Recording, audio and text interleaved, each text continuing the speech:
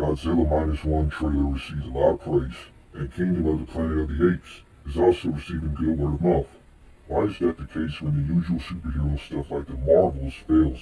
That's because it is what it is. The Japanese understand Godzilla. They do what works. There will be no thing that will upset the ordinary individual. And I can also see that for the Kingdom of the Planet of the Apes. It might be like Avatar: The Way of Water. To answer the question I asked, it is because these movies don't revolve around the elements that can make them sink, fail. How can you make a giant radioactive lizard progressive for modern expectations? And I can say the same thing about evolved apes. Let us remind ourselves that at this point, modern society is non-existent. For most of the Planet of the Apes movies, modern society was non-existent. Sure, the apes had a society, but it was not a human society, so I can safely say that audience will not likely encounter any activism undertones about apes ruling the world. And for Godzilla, well, Japan is enough for people to get on board. They don't have the same first world issues like the West have, and besides, having Godzilla blazing through a city is a sure way to grab folks' attention. And for me personally, I prefer Godzilla causing the devastation. Godzilla isn't evil, but he is a massive force of nature. Having humanity to deal with that is an interesting movie. When Godzilla can be classified as a disaster movie, that's when you know what you're doing. Don't get me wrong, the other movies I've seen of Godzilla, 2014, King of Monsters, Godzilla vs. Kong, they're all good. But having humanity go up against a single monster like Godzilla is a bit different and special, because I believe it's more personal to humanity, in this case Japan. So that is something I like, and to pair that with these extraordinary feats of spectacle wins the bread. Those were some good effects in the trailer, I must say. And it feels more serious than the MonsterVerse movies. I know that this is going to be a disaster movie, so with that, without even seeing the movie, I'm already impressed. And I was a bit surprised that they're making another Planet of the Apes movie. For me, I'm tired of all these sequels and reboots, but this one, I don't have any complaints.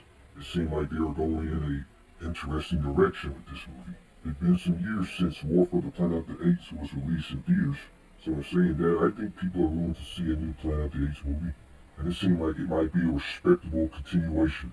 And I feel like the sequel is going to respect what came before it. It doesn't seem like it's going to try to undo what was established in a previous movie. It will just be a respectful continuation. No silly tricks up its sleeve, like the Matrix Resurrections. Now the Marvels, it's the opposite of these movies.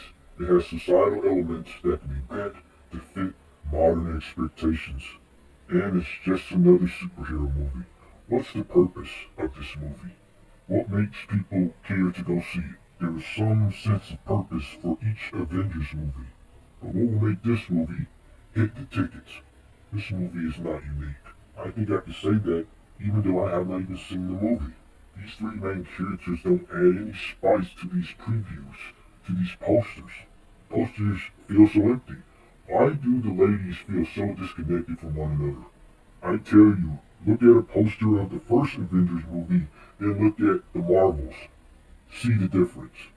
Maybe the reason why it feels empty with these posters and the previews is maybe because the lead is so unalluring, disengaging. The reputation of Captain Marvel is mostly negative. When people see Carol, they see emptiness. Captain Marvel is like a repellent. I don't think a lot of people are asking for her. And if the engine is shot, then the whole train is in trouble.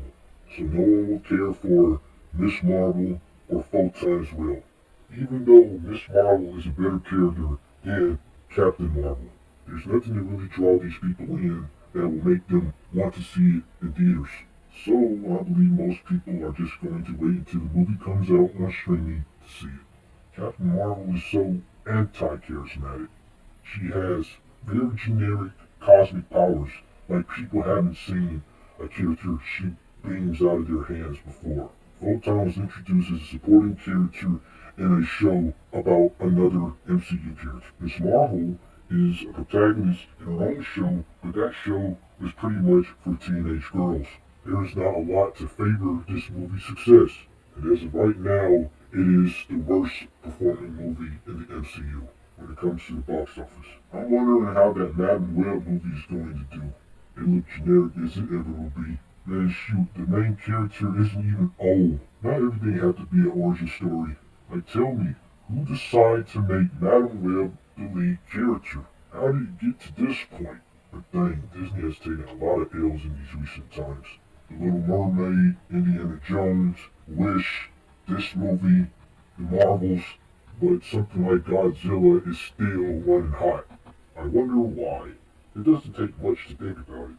This is Lights 1 to 16, to all of one.